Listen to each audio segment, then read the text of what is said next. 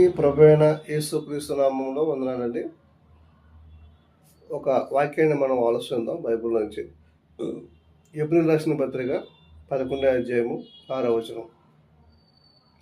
విశ్వాసం లేకుండా దేవునికి ఇష్టడై ఉండుట అసాధ్యము.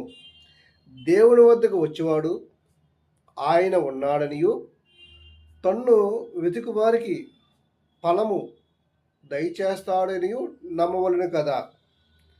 అంటే మొదటగా విశ్వాసము లేకుండా దేవునికి ఇష్టడుగా ఉండడం అసాధ్యము. దేవునికి సమస్తము సాధ్యమే, కానీ ఒక అవిశ్వాసం రక్షించడం దేవునికి కూడా అసాధ్యమైపోతుంది. ఈ వాక్యాన్ని బట్టి మనకు అర్థమవుతున్న దాంట్లో నా భావం ఏంటంటే, విశ్వాసం లేకుండా దేవుడికి ఇష్టడే ఉండడం అసాధ్యము. అంటే విశ్వాసము అన్నది ఏంటి?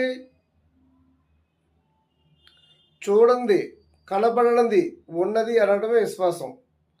అంటే ఇప్పుడు యేసుని మనం చూసామా? చూడలేదు, కానీ ఆ మాట వినడం వలన విశ్వాసం మనకు కలిగింది. అంటే పరిపూర్ణమైన విశ్వాసకే పరలోకం. అర్థమవుతుందండి? అంటే అవిశ్వాసికి అసాధ్యము. అవిశ్వాసాన్ని దేవుడు రక్షించడం దేవుడికి అసాధ్యం. అంటే దేవుడికి సమస్తము సాధ్యమే, కానీ ఒక అవిశ్వాసం రక్షించలేని ఈ బైబిల్లో ఈ వాక్యం బట్టి మనకు అర్థమవుతుంది. అందరికీ వందనాలండి. ఈ ప్రభువైన యేసుక్రీస్తు నామములో వందనాలండి. ఒక వాక్యాన్ని మనం ఆలోచిద్దాం బైబిల్ నుంచి.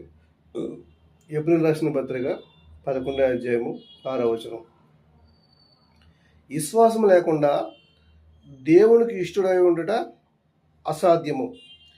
దేవుని వద్దకు వచ్చేవాడు ఆయన ఉన్నాడనియు తన్ను వెతుకు వారికి ఫలము దయచేస్తాడనియు నమ్మవలను కదా. అంటే మొదటగా విశ్వాసము లేకుండా దేవునికి ఇష్టడుగా ఉండడం అసాధ్యము. దేవునికి సమస్తము సాధ్యమే, కానీ ఒక అవిశ్వాసం రక్షించడం దేవునికి కూడా అసాధ్యమైపోతుంది. ఈ వాక్యాన్ని బట్టి మనకు అర్థమవుతున్న దాంట్లో నా భావం ఏంటంటే, విశ్వాసం లేకుండా దేవుడికి ఇష్టడే ఉండడం అసాధ్యము. అంటే విశ్వాసము అన్నది ఏంటి? చూడండి, కనబడనిది ఉన్నది అనడమే విశ్వాసం. అంటే ఇప్పుడు యేసుని మనం చూసామా? చూడలేదు, కానీ ఆ మాట వినడం వలన విశ్వాసం మనకు కలిగింది. అంటే పరిపూర్ణమైన విశ్వాసకే పరలోకం.